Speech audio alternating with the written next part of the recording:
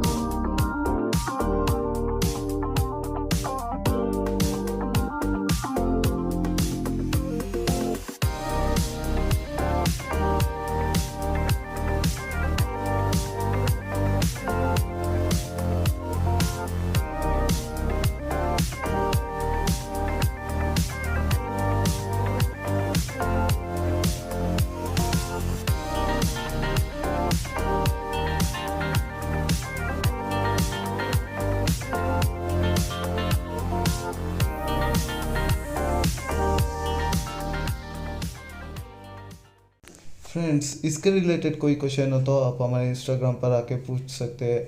मैं हर किसी का रिप्लाई करूँगा। ये वीडियो आपको पूरा देखने के लिए आपका दिल से बहुत बहुत शुक्रिया। मिलते हैं इसके अगली वीडियो में, तब तक के लिए बाय बाय।